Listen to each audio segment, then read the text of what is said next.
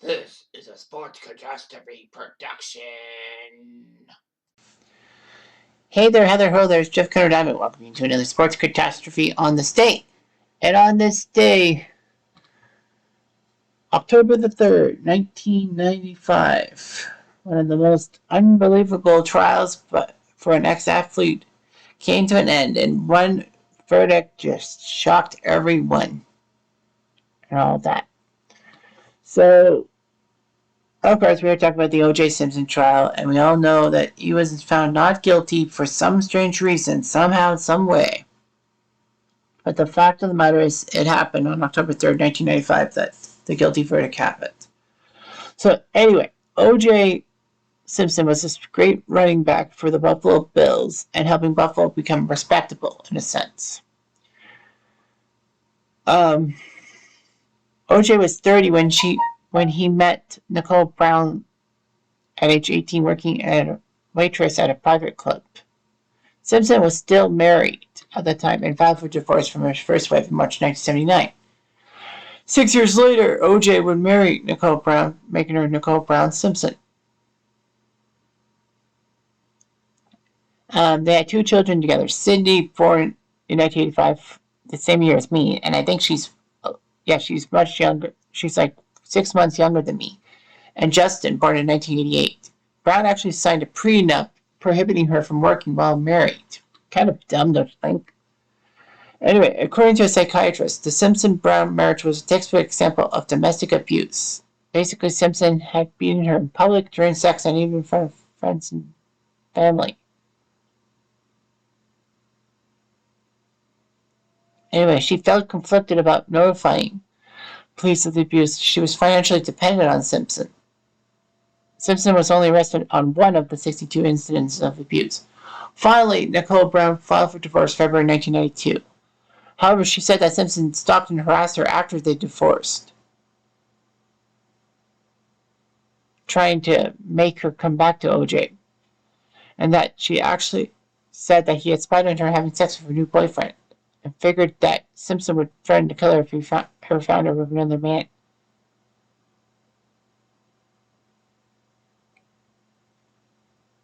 So anyway, according to rumors, she actually phoned a women's shelter to stay there, trying to avoid O.J. and all that. Anyway, one of the crazy things was before the killings and all that O.J. allegedly did. O.J. finished filming a pilot for Frogmen, an adventure series compared to the A-Team. O.J. was the primary character who led a gang of former U.S. Navy SEALs. He actually went through military training for Frogmen, including the use of a knife, and in one scene he holds a knife to the throat of a woman playing his daughter. Investigators actually discovered a 25-minute tape of the pilot.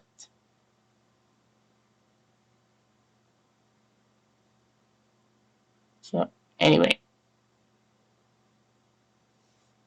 And all that. So, anyway, on the evening of June 12th,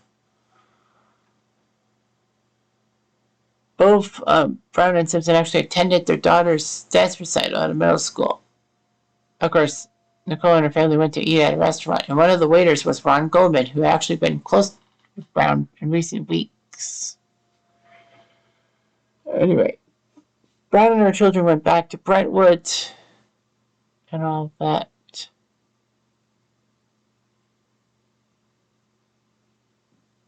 Anyway, Simpson would eat takeout food with Kato Kalin, a bit-part actor and family friend who at the guest house on Simpson's estate. Rumors were circulating that Simpson was on drugs, but it was found out that blood tests were negative. So anyway, regardless of that, there were a lot of problems and all that.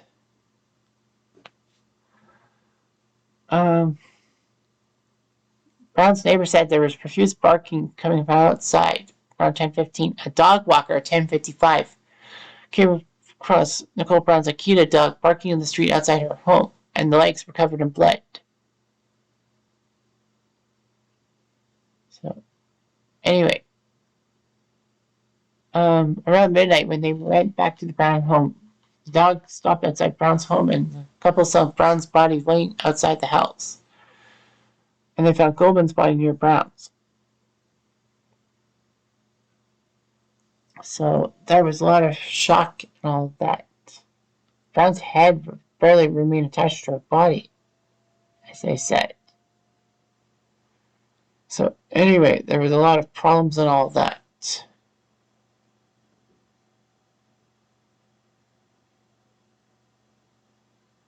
So anyway, Simpson did all that. There was an investigation, an arrest. June 17th, he was told to turn himself in, and he was going to turn himself in by 11 a.m. Pacific time. That was 2 p.m. Eastern time. Unfortunately, he never did, even though 1,000 reporters were right there. Simpson was declared a fugitive, and at all points bolted for him and for Cowlings, because that he was without Cowlings. Robert Kardashian, yeah, you know the last name Kardashian, but yeah, he was the lawyer. One of his defense lawyers read Simpson's public letter, sent greetings to 24 friends, and said, "First, everyone understand I had nothing to do with Nicole's murder." He described the fights with Brown and their decision not to reconcile their relationship, and said as a last wish not to bother his children.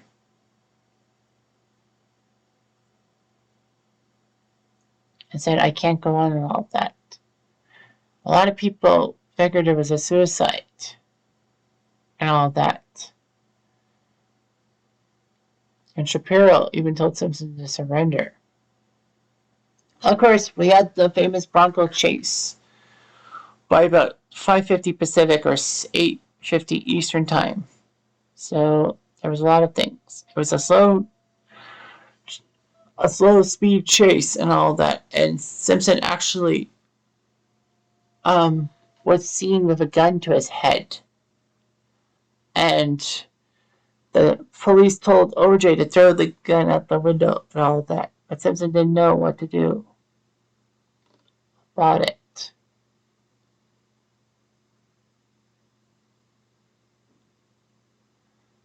So anyway, a lot of people said that Simpson should surrender and all of that. Of course, you know, the Bronco chase took precedence on June 17th on a day that Ken Griffey Jr. was trying to hit home runs. The Rangers were celebrating their Stanley Cup. The World Cup was starting in the U.S. Arnold Palmer had played his last U.S. Open. And, of course, Game 5 in the NBA Finals between the Knicks and Rockets, among other things.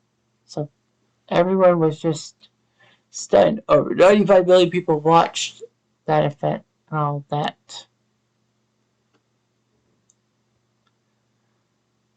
So anyway, OJ was caught, and he did surrender peacefully. There's a preliminary. The media coverage of his trial was just amazing. And then a lot of people said about the DNA stuff and all of that. The DNA was found on blood drops next to the bloody footprints near the victims of the crime scene. The DNA was found on a trail of blood drops leading away from the victims towards and on the back gate. And Simpson, Goldman, and Brown's DNA was found on blood outside the door and inside Simpson's Bronco. Now there's a trail of blood, practically. Okay, final evidence, two-point analysis. That a defense led by Johnny Cochran and doing all that stuff. You know, Robert Kardashian was all on the thing with F. Lee Bailey and Robert Shapiro. The defense was cost about $3 to $6 million. Anyway, they tried to do the timeline, compromise and contaminated evidence, and all of that. The trial was just amazing and all of that. So anyway, Simpson was told to try on the gloves found at the crime scene.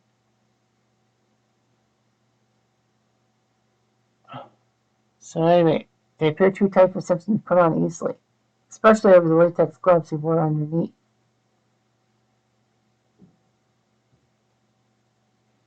Anyway,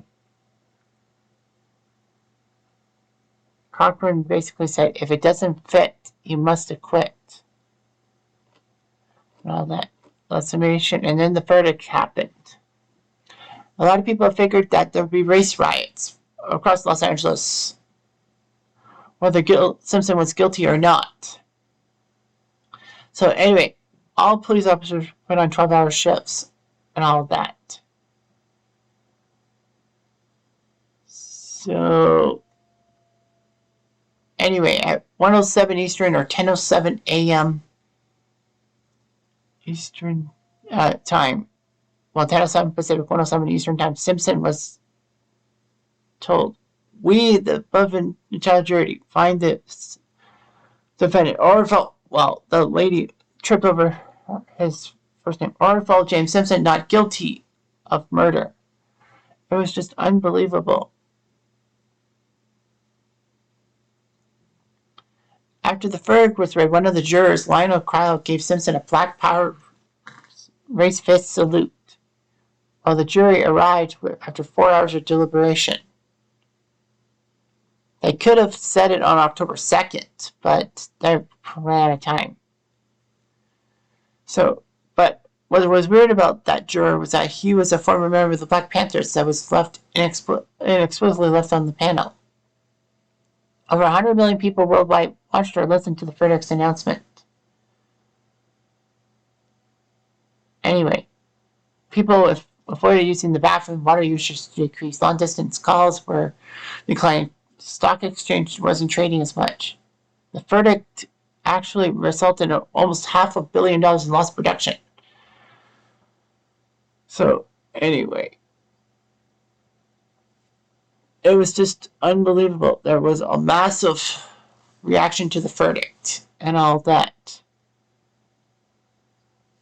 The police chief even said he had no plans to reopen the investigation, saying that it doesn't mean there's another murder.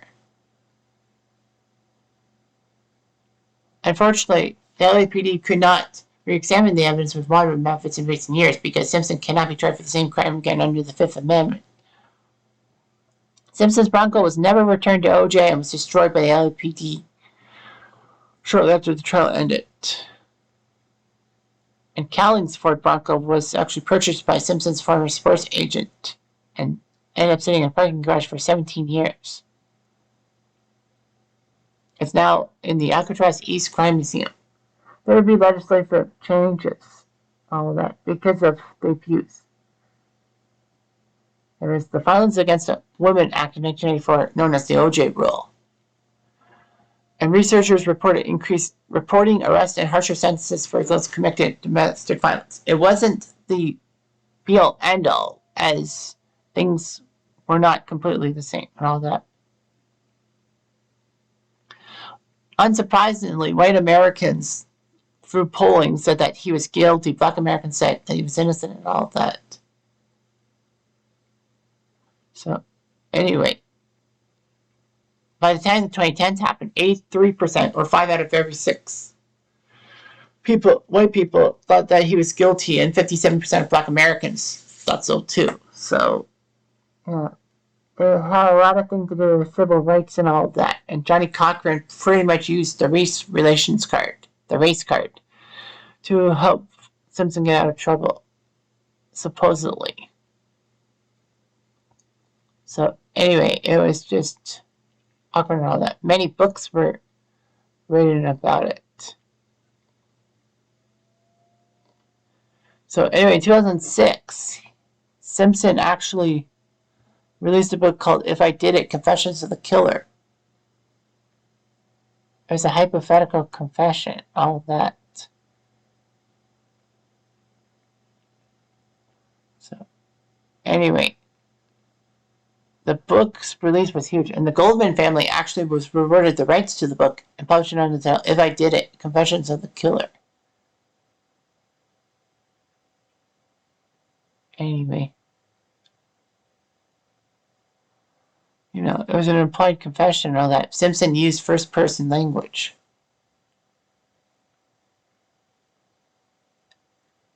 Anyway, Shapiro actually was offended by Cochran comparing Furman on the prosecution to Hitler and would never work with Bailey or Cochran again, and said that the defense played the race card, all that. And Kardashian admitted that prior to the jurors visiting Simpson's home, the defense team had switched out his photos of white women for photos of his children, and switched out a picture of a nude Paula Barberi for a Norman Rockwell painting. Simpson did give a couple of high-profile interviews regarding the case. All that.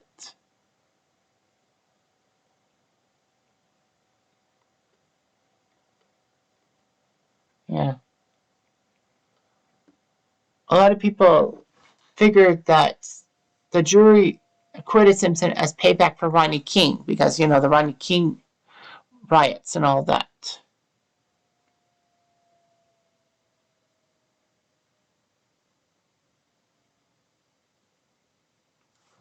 So everything was crooked and all that.